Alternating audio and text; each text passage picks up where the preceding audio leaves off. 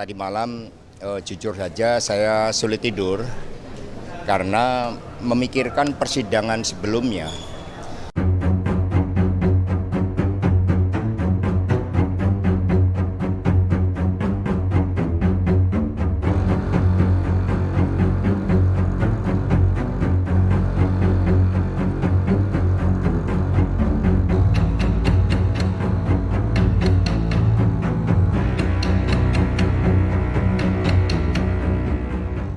Baik, terima kasih rekan-rekan pers. Jadi meskipun persidangan hari ini berjalan lancar, tetapi tadi malam jujur saja saya sulit tidur karena memikirkan persidangan sebelumnya.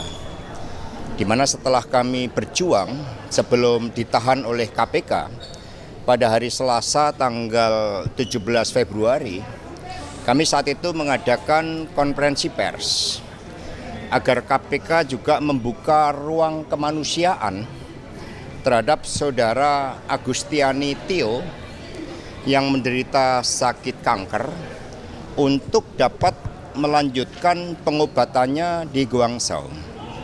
Kemarin kita lihat bagaimana saudari Tio sampai nyaris pingsan, jalan terhuyung-huyung akibat haknya yang berkaitan dengan keselamatan dirinya, yang berkait dengan hak-hak atas kemanusiaan bagi dirinya. Pintu itu tetap tidak dibuka oleh KPK. Padahal saudari Tio sudah kooperatif.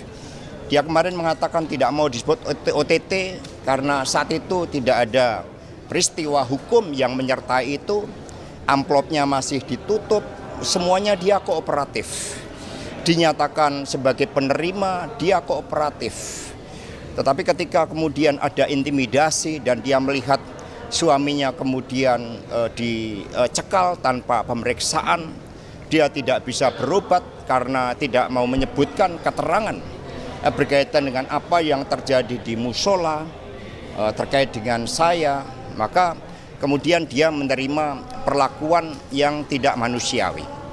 Rekan-rekan pers, ketika ketidakadilan terjadi, maka disitulah respek terhadap kemanusiaan itu akan hilang.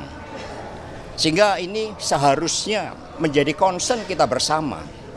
Kalau toh saya memang ditarget secara politik untuk masuk tahanan, masuk penjara dengan melakukan upaya daur ulang terhadap suatu proses hukum yang telah memiliki kekuatan hukum tetap, tetapi jangan pernah sekali-sekali mengorbankan kemanusiaan itu.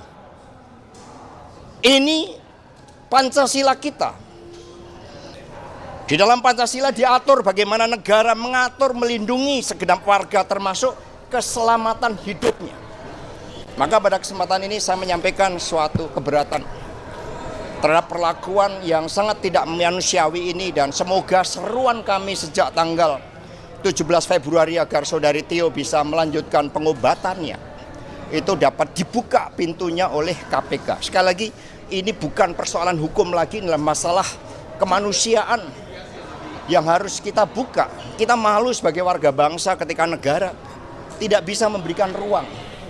Saya masih ingat ketika Pak Dahlan Iskan saat itu, beliau juga punya status sebagai tersangka, tidak bisa berobat, dibantu oleh Ibu Megawati Soekarno Putri.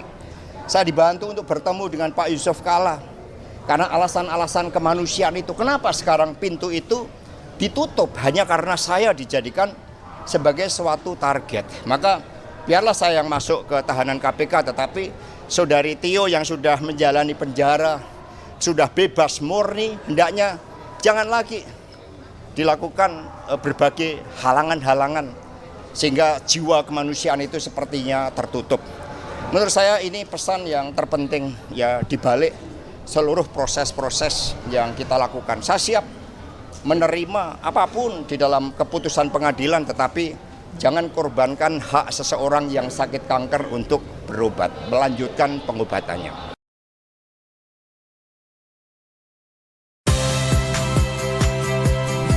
Saya Audrey Chandra, saksikan program-program Kompas TV melalui siaran digital, pay TV, dan media streaming lainnya.